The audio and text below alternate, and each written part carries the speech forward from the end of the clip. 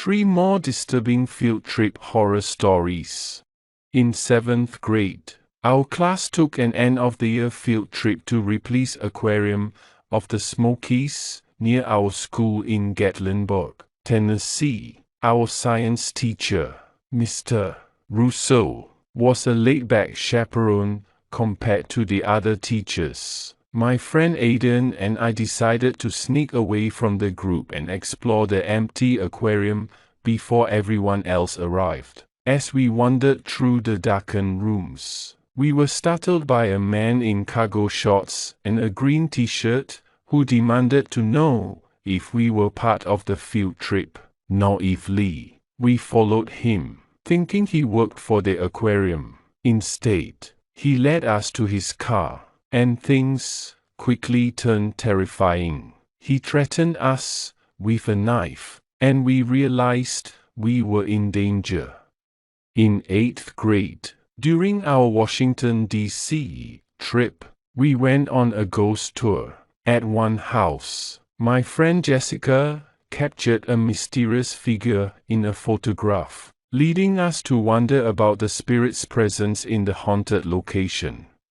In senior year, our forensics class visited an abandoned building that used to be a drug den. Exploring the creepy floors, we encountered a strange person hiding in the upper levels, and we had to escape from the unsettling situation. These experiences were unforgettable, leaving lasting impressions on our minds, and some mysteries still remain unsolved.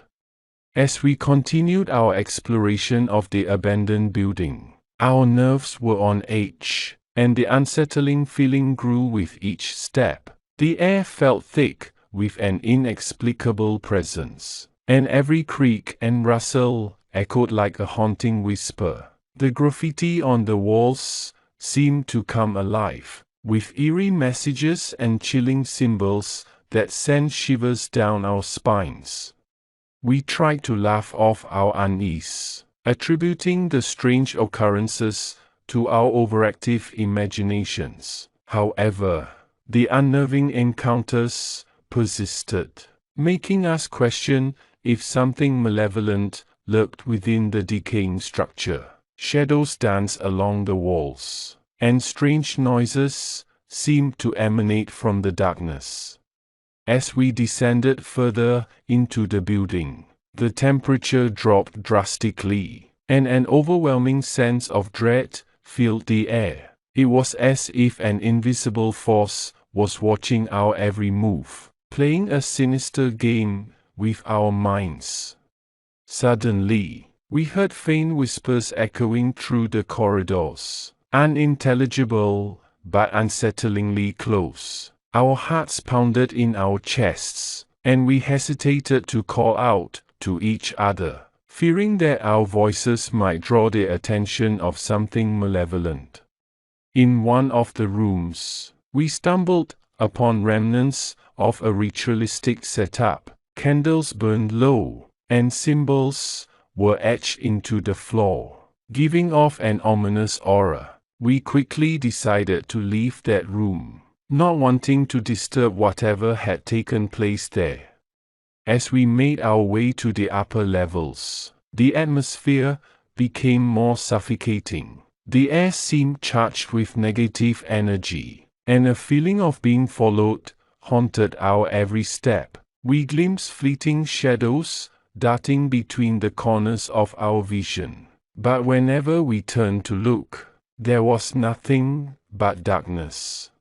One by one, our flashlights began to flicker, plunging us into moments of complete darkness, only to come back to life, illuminating scenes that seemed to shift and twist in unsettling ways.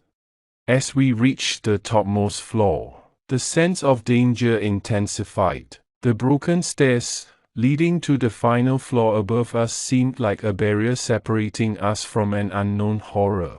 With trepidation, we decided not to push our luck any further and turned to descend the stairs. But as we did, We felt a force tugging at our clothes and pushing us back, as if the building itself did not want us to leave. Panic set in, and we fought against the invisible resistance, finally managing to break free and rush towards the exit. As we burst out of the building, the relief of escaping that malevolent place was palpable. We stumbled back to our group, feeling haunted by the terrifying experience we had just endured. When we tried to recount what happened to the others, we found it challenging to put the sheer horror into words.